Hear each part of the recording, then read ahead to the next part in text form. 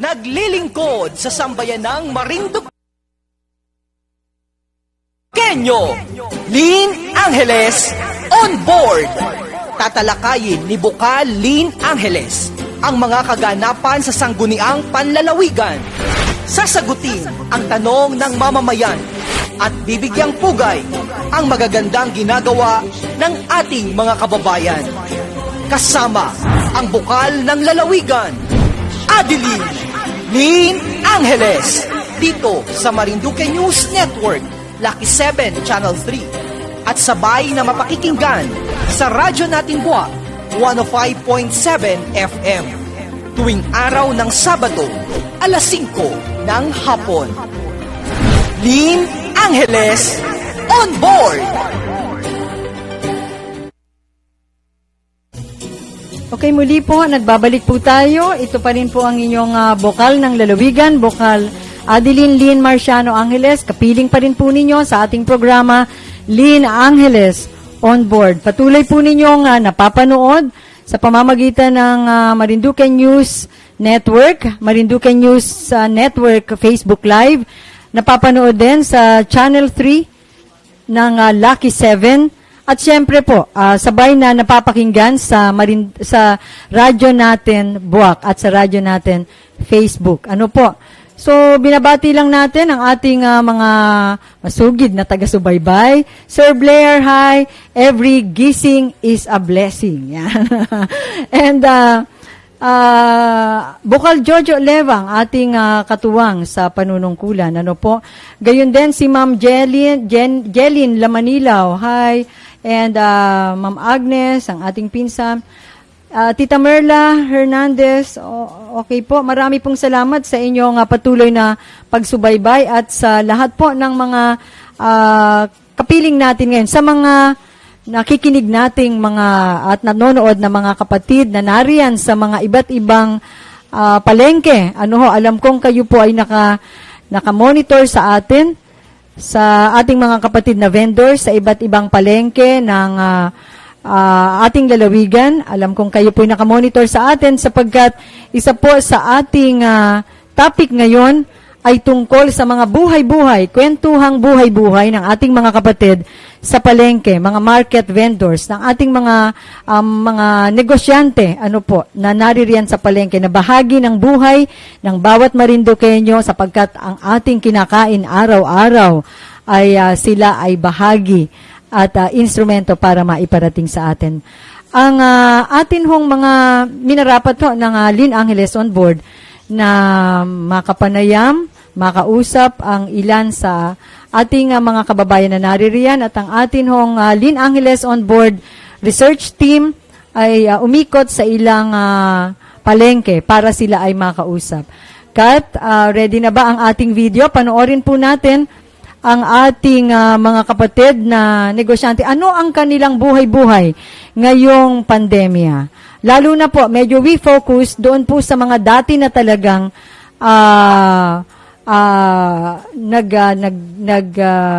nagbebenta o dati nang nagtitinda sa mga iba't ibang palengke ng ating iba't ibang bayan dito sa ating lalawigan. So, panoorin po natin ang kanilang saloobin at ang kanilang nais iparating sa atin.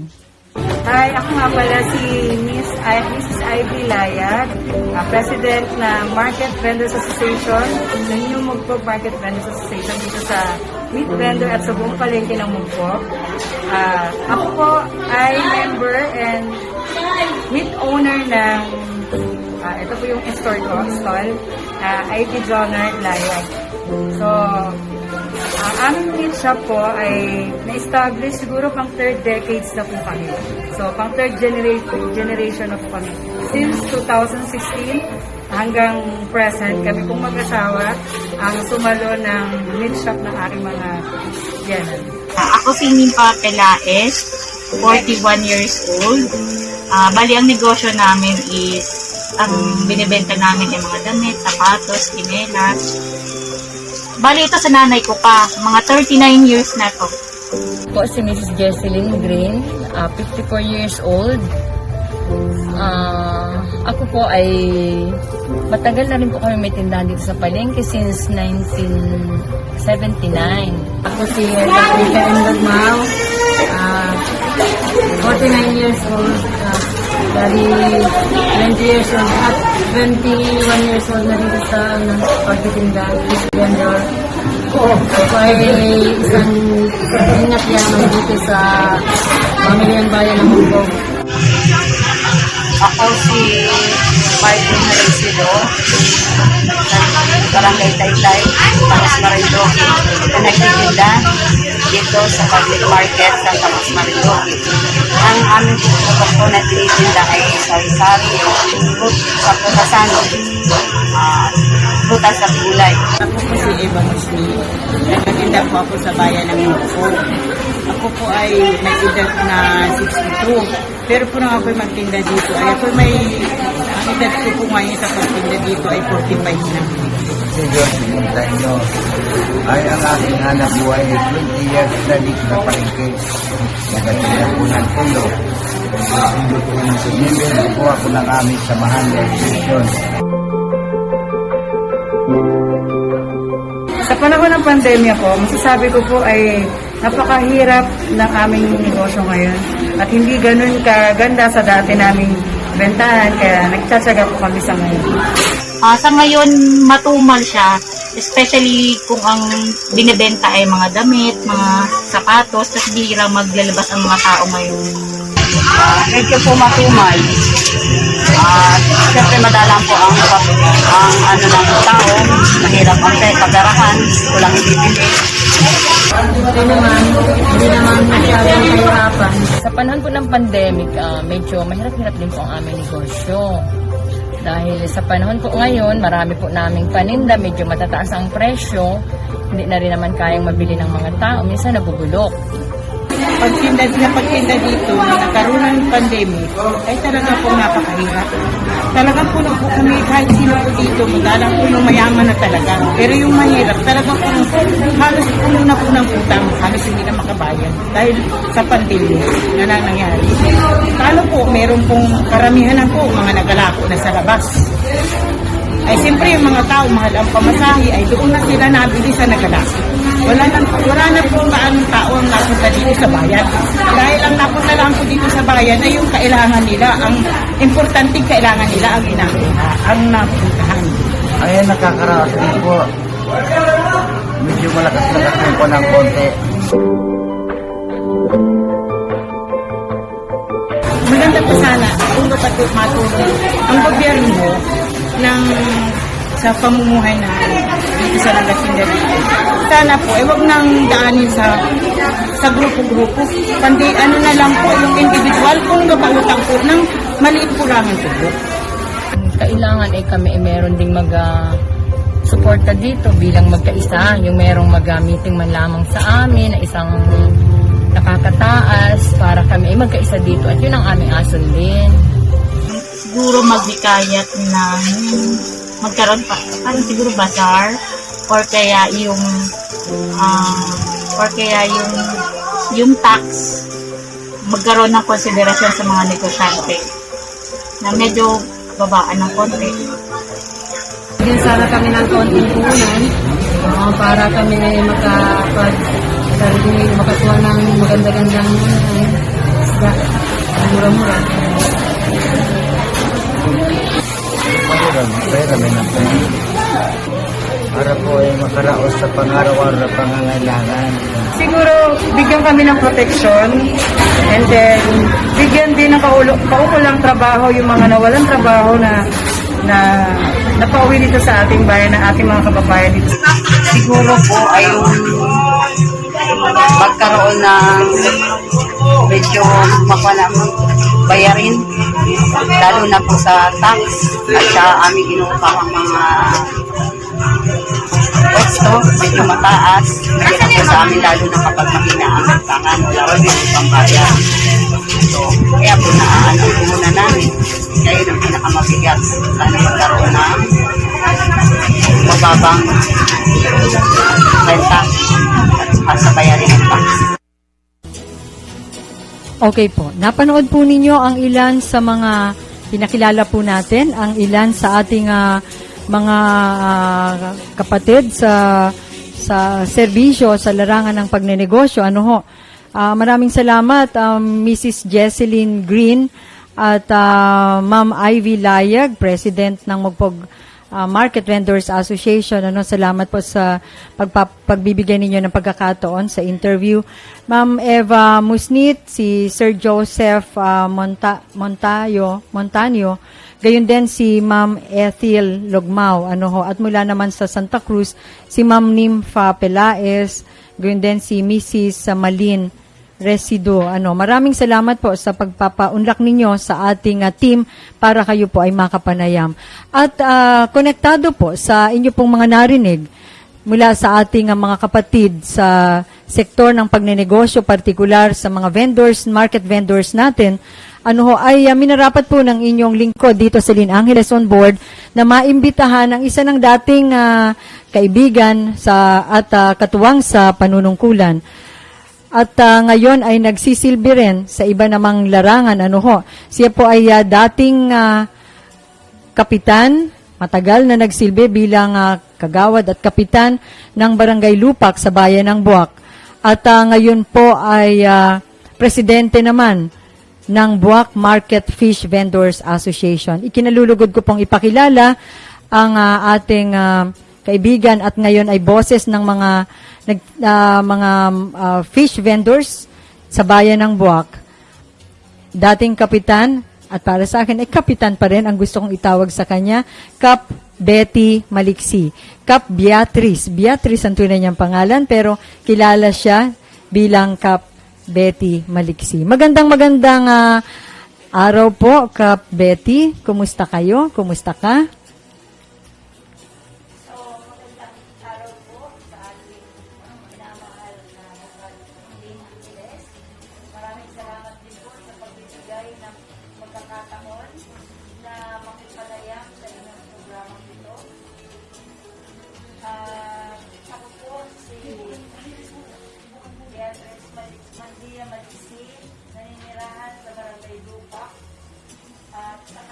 Yan po ay ako yung presidente ng Buwak Fish Vendor Association ng Buwak Public Market. At ang gulang ko po ngayon ay 60. Okay. Yes, Na-capture ba natin sa team? Sorry, Alisan ko? pasensya ka, ulitin ko lang. Opo. Kasi po medyo nagkaroon ng technical limitation bago kayo magsalita. So inuulit po natin, ang panauhin po natin ngayon ay 9 na taon na nanungkulan bilang kapitan ng Alisin ko? bilang kapitan ng Barangay Lupak sa bayan ng Buwak at nais ko pong ipakilala sa iyo, siya ngayon ang president ng Buwak Market Fish Vendors Association. Magandang hapon ulit. Nag-replay tayo ng konti.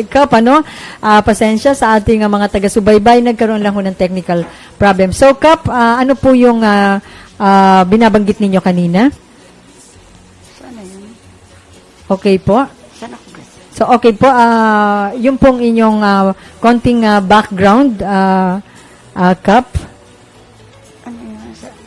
Hanggang pakilala ulit ako. Okay po. Okay, feel free. Okay. Ako po si Beatrice Mandia Maliksi. Naninirahan po ako sa Barangay Lupak. At meron po akong sapat na gulang ng 60. Ayan. talagang idineklara ni Kap Betty ang kanyang edad. Yan ang getting old with grace. Bakit nga ba yung iba ayaw, yung iba hirap banggitin ang kanyang edad. Si Kap Betty with so much pride and grace. She is 60 years old. So, Kap, maraming salamat in advance. Nagpapasalamat na ako sa pagbibigay mo ng pagkakataon sa Lin Angeles on Board na makapanayam ka ngayon. Sapagkat ang atin nga pong mga inimbitahan na magsalita at the same time ay kwentuhan na gustong gawin ay kwentuhang mga kapatid natin sa sektor ng pagnenegosyo, lalo na sa ating mga fish vendor, sa ating mga market vendors. So, Kap, ngayon ay ikaw ay presidente ng Buwak Market Fish Vendors Association. Kayo po ay dati ko nang kakilala at kaibigan sapagkat nagkakasabay tayo sa paglilingkod sa pamahalaan, ano po. Ako bilang bukal at kayo naman ay bilang kapitan ng lupak. Pero ngayon, kayo ay tumutulong sa ating mga kababayan at namumuno pa rin, ginagamit pa rin ninyo ang inyong pusong mapagserbisyo, hindi na lang bilang pinuno o puno ng barangay, kundi bilang boses ng mga market vendors, bilang presidente ng Buwak Market Fish Vendors Association. Tanong ko po, Kap Betty, ano ang pagkakaiba ng pagseserbisyo sa iba sa barangay at ito namang iyong pamumuno sa isang section ng market vendors sa bayan ng Buwak? Ang pagkakaiba po nito, Bukal, ay una, ang nakita kong paglilingkod sa barangay and then sa isang organisasyon ay upang ito ay pangunahan ang mga gawain na kulang pa rin sa kaalaman ang iba. At andito ako sa aking kinatatayuan bilang presidente ng samahan na makapagbigay at makapag-alay pa rin ng paglilingkod at maipakita ko pa rin yung aking mga kaalaman na kailangang maibigay sa isang samahan. Maganda po yun. So, meron kang skills, meron kang kaalaman na pwedeng ibahagi. Ano po? Alin ang mas mahirap? Maging punong barangay o maging presidente ng ng section ng market vendors dito sa Buwak? Para sa akin po, ay masterado ko na ang maghawak ng isang samahan sapagkat ako ay namulat nung una na dati akong nag-mission sa ating diocese ng Buwak. Isa po akong community organizer noon, kaya may kasanayan na po akong humawak ng isang samahan. And then yung pong aking pagka-public servant is napakahirap po bilang punong barangay sapagkat sabi nga ni po ay problema ng marami ay napakalaki pong obligasyon at tungkulin ang maging punong barangay. Kahit ka natutulog sa gabi, ay ikaw po ay kahit kapikit, ay nandun pa rin po yung presensya na ikaw ay tatawagin kahit ikaw ay natutulog. Correct. So, ang binabanggit ni Kapitana Betty sa ating mga tagapakinig, I think, was, pag ikaw ay naging punong barangay na napakadaming problema, ang iyong inire-resolva, pati kagat ng aso, nagbugbuga na mag-asawa, asawang hindi inuuwian, naghiwalay na mag-asawa, anak na, lahat ay iniintindi nila, ano po. So, yung pagiging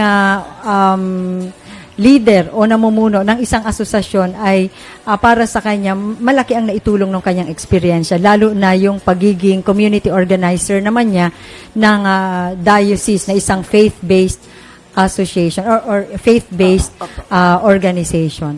So, Kapitana, sorry ha, talagang kapitana pa rin sa ating mga kapatid, para kasi sa akin, kapag ang leader na kagaya niya, nasanay na po kasi talaga kami, ang tawag namin sa kanya, Kap Betty.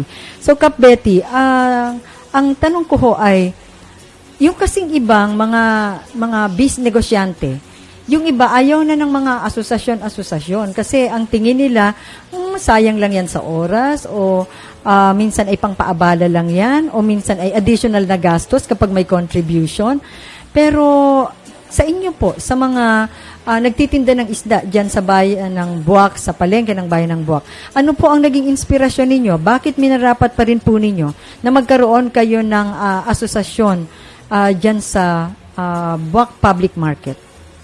So, para sa akin po ay malaking hamon po ito para sa akin na mapaglaban namin kung merong mga problema na kinakaharap sa aming mga nagtitinda ng isda or sa aming samahan na naitatag, ay ito po yung magsisilbi sa amin ng lakas, ng loob para maipaglaban po namin yung aming mga karapatan at nakabase rin po doon sa aming antas ng aming kabuhayan na kung saan hindi po kami magiging pabaya na kung saan ay kailangan naming ipakita na meron din po kaming mga karapatan bilang sa sa parte ng aming pangkabuhayan. Beautiful, beautiful Kapitana. Kasi po, maraming salamat dahil nare-recognize ninyo na higit ninyong maiisulong yung kabutihan ng mga individual na mga miyembro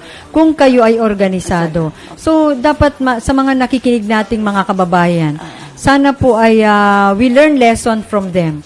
Ano po, minsan kasi maraming concerns, maraming problema ang ating mga kababayan na ang kinaukulan, hindi naman pwedeng ang kausap ay lahat. Di po ba? Kung 20,000 ang nasa sektor na ito, hindi naman pwedeng kausapin lahat ang 20,000. At mas efficient, mas effective kung merong nagsasalita para doon sa sektor na yon, merong nakikipag-usap sa kinaukulan sa ngalan ng sektor na yon. So maraming salamat Kapitana for na nare-recognize yan ng ating mga kapatid na mga nagtitinda ng isda sa public market. Ano po? Balita ko ay kayo ay aktibong seksyon diyan sa Buwak Public Market, but at the same time minamarapat pa rin po ninyo na magkaroon ng legal personality ang inyong asosasyon. At ano po ang estado ng inyong registration? Kayo po ba ay gustong officially at formally ay maging registered organization? So may plano po kami na ito ay irehistro o registered sa pamamagitan ng ahensya ng ating DOLE at upang ang aming samahan ay maging legal at makakilos ng sang-ayon sa mga itutugon ng ating gobyerno na malaya po kaming makapagpasa ng aming mga bylaws, makapagsumiti para inihiling po namin ito sa ating mga namumuno sa tanggapan ng ating probinsya. Napakaganda po niyan. Sapagkat tama kayo, kapag organisado ka, tapos hindi lang organisado, kundi rehistrado pa sa gobyerno, ay mas malaki ang tsansa mo na maka-access ng mga benefits o mga programs and projects ng gobyerno dahil meron kayong legal personality. Congratulations, Kapitana, sa layunin na yon. Ano po? At ngayon ng pandemya, Kapitana, ano ang greatest challenge na kinaharap at kinakaharap na patuloy ng mga nasa inyong sektor? So, sa panahon po ng pandemya natin na dinaranas sa kasalukuyan, pa rin, ang nagiging problema po o sagabal sa amin ay yung sobrang taas ng ating mga tinitindang isda, pero pagdating po sa mga mesa, ito po ay bumababa at bumabagsak ang presyo. At yun po ang nagiging paghina at pagtumal ng bilihan. Lalong higit nga po, ang ating mga riders o yung mga naglalako, ay sila na po ay umaangkat sa tabindagat para ilako sa mga bawat barangay na kung saan ayun po ang hinihintay ng ating mamamayan na sila ay doon bumili sapagkat umiiwas din po sila sa mga malaking pamasahe. Lalong higit po ang nangyari nitong mga nakaraang buwan ay isa lang na pasahero ang dapat sumakay sa tricycle papuntang bayan para bumili ng kanilang pangailangan sa araw-araw. Kaya po napakadalang po ng namimili sa ating pamilihan ng isdaan sa ating Buwak Public Market. Okay, siguro hihilingin natin ang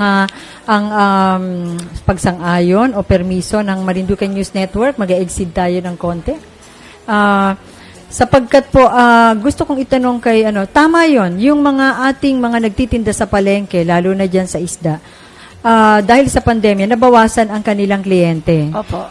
Dahil yung iba, hindi na bumibili, Oo. kundi bumibili naman na lang sa naglalako. It gave job opportunities sa iba nating mga kababayan, pero naapektuhan sila. So, tama rin yun, isa talaga sila sa mga apektadong sektor. And ano po ang ilan pa, ano pa pong mga ilang concerns? And I believe it should be addressed.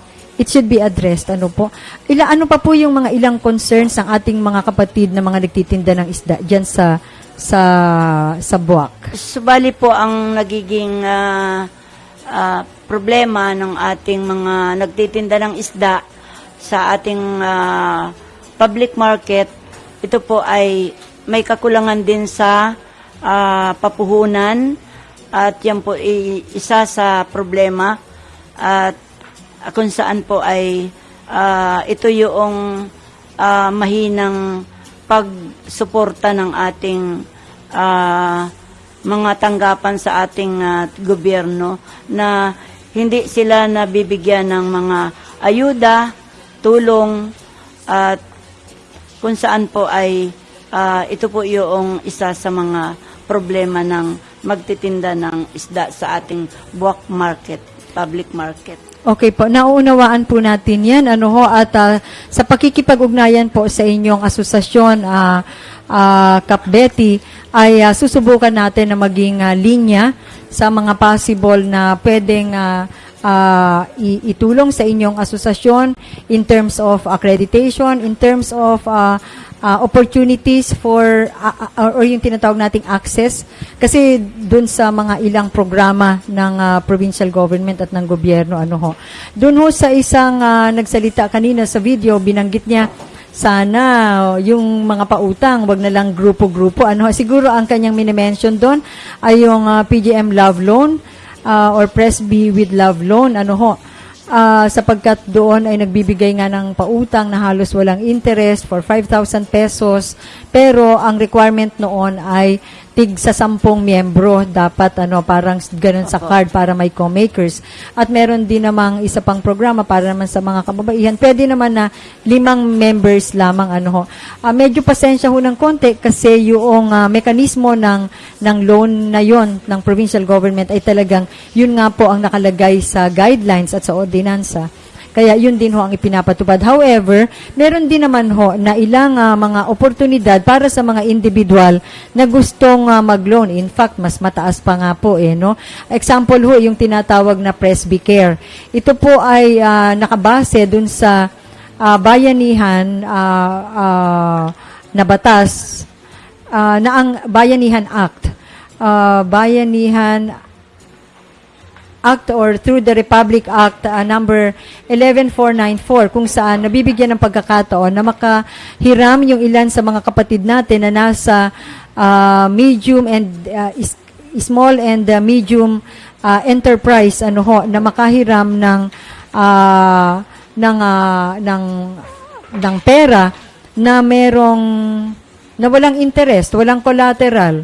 At ang meron lang mga requirements. At yan po ay ating i-discuss sa susunod na pagkakataon. Pero po ang inyo pong ang mga kapatid nating nagtitinda sa palengke na gustong mag-avail nitong Presby Care na isang programa ng gobyerno na naka-anchor doon sa tinatawag na programa ng Bayanihan Act.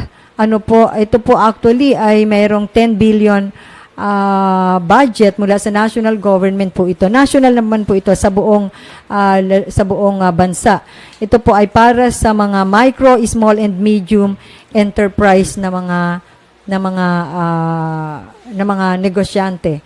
Kaya po i-discuss po natin ito sa mga susunod na pagkakataon. Pero sabi ko nga po, andyan naman si Kap Betty, yun hong mga interesado, we will discuss it directly with her para makatulong po siya sa pagdi-disseminate ng information sa mga kapatid nating nagtitinda sa palengke ng Buwak just in case they are interested in this program. Dito po, hindi po ito grupo-grupo. Ito po ay individual, mas malaki ang pwedeng i-loan mas matagal ang pagbabayad, walang collateral, walang interest, pero may service charge. At meron ding ang loan term ay pwedeng 6 months to 4 years na pagbabayad. So, i-discuss po natin ito kay Kapitana directly at sa iba pa nating mga kapatid na interesado, pwede po kayong tumawag sa ating pwede po tayong mag-communicate. Ano po, sa LMD Peso ng lalawigan ng provincial government, sina Ma'am Timtiman. At pwede rin po kayong makipag-coordinate sa atin. Pwede po kayong mag-PM sa ating Facebook, ano po, sa Adeline Lin, SP Adeline Lin Angeles, gayon din sa ating Facebook page.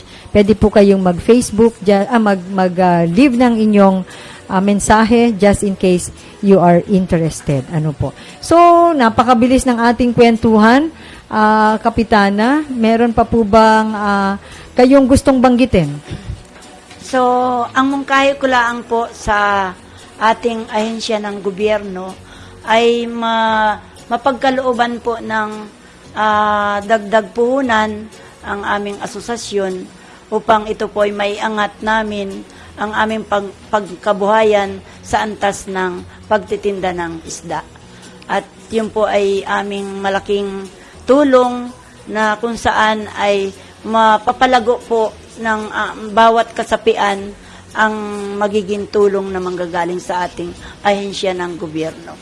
Opo, maraming salamat, Kapitana. And I think dahil meron kayong formal na asosasyon na ngayon ay inire-register pa ninyo, tapos meron silang leader na kagaya ninyo na nakauunawa ng linkaging and networking, nakauunawa ng proseso ng gobyerno, I think mabibigyan ng mga pagkakataon ang inyo pong mga kasama, ang inyo pong asosasyon sa ilang mga programa ng ating pamahalaan. So, maraming salamat po, Kapitana. How I wish marami pa tayong time dahil gusto ko po kayong makakwentuhan sa lahat po ng mga sumusubaybay sa atin na miyembro at bahagi ng Buwak Public Market, mga market vendors, lalo na siyempre ang mga kasama ng ating panauhin ni Kap Betty mula sa Fish Vendors Association, mga estevadors din dyan sa bayan ng Buwak at gayon din sa ating mga taga-subaybay na mga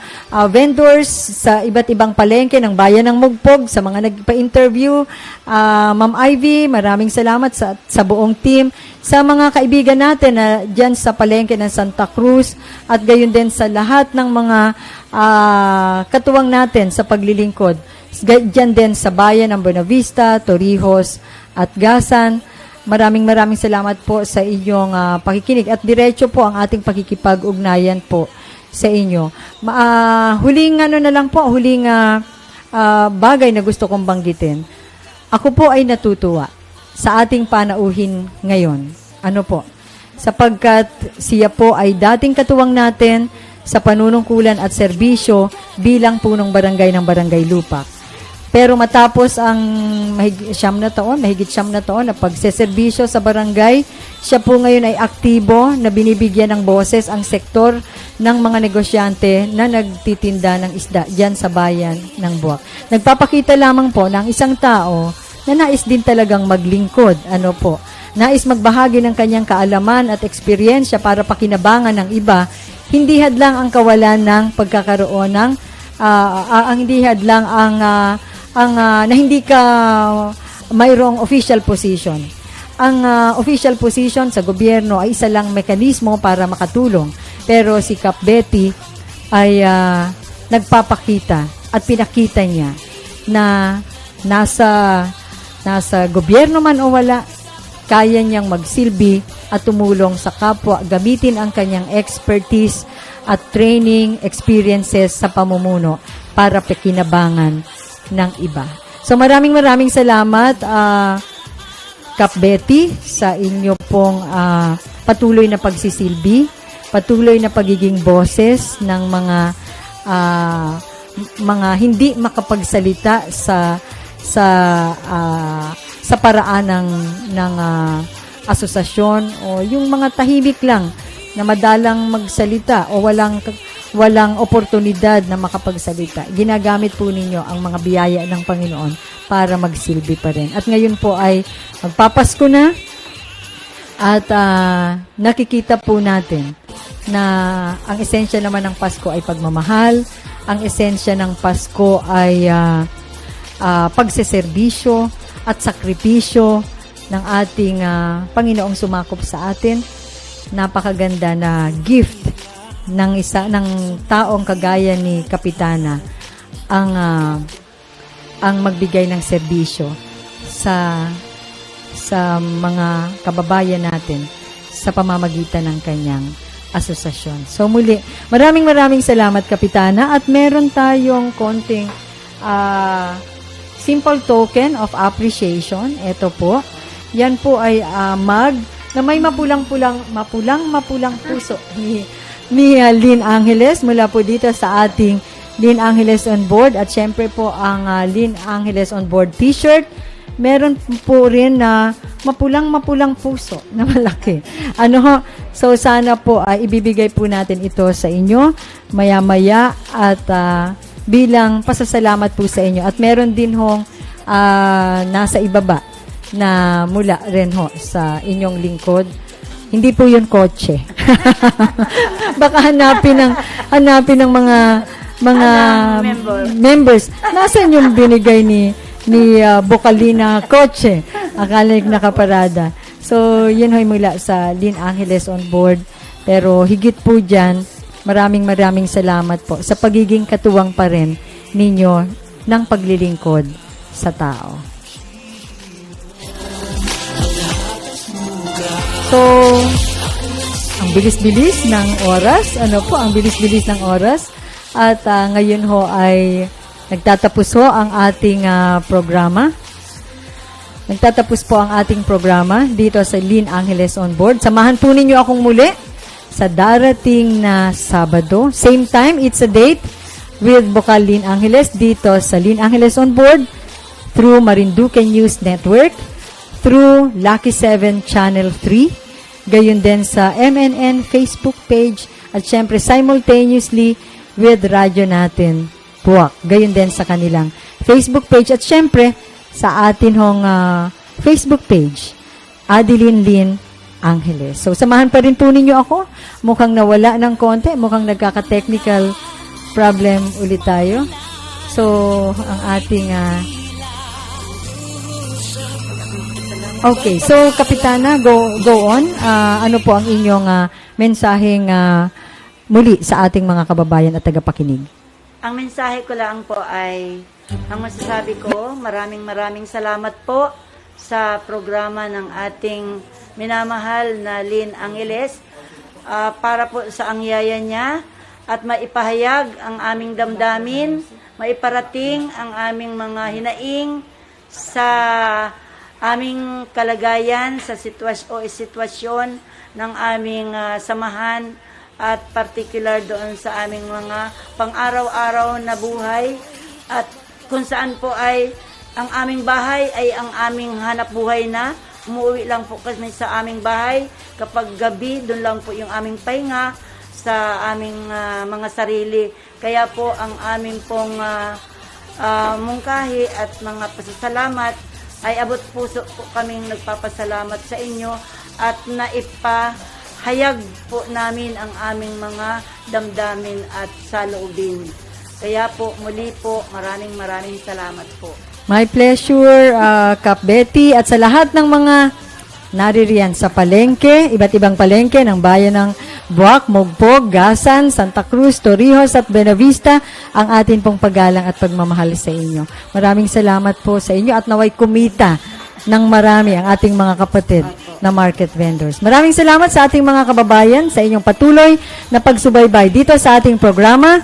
Till next Saturday, same time, 5 o'clock to 6 o'clock ng hapon. Maraming salamat po. It's a date with your Lynn Angeles on Board. Ito pa rin po ang inyong bokal ng lalawigan. Bokal Adeline Lynn Marciano Angeles. Thank you. Naglilingkod sa sambayan ng Marinduqueño, Lynn Angeles on Board. Tatalakayin ni Bokal Lynn Angeles ang mga kaganapan sa sangguniang panlalawigan.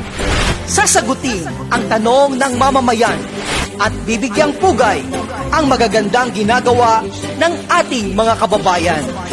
Kasama ang bukal ng lalawigan, Adeline Lynn Angeles, dito sa Marinduque News Network, Lucky 7 Channel 3, at sabay na mapakikinggan sa radyo nating buwak 105.7 FM tuwing araw ng Sabado, alas 5 ng hapon. Lynn Angeles, on board!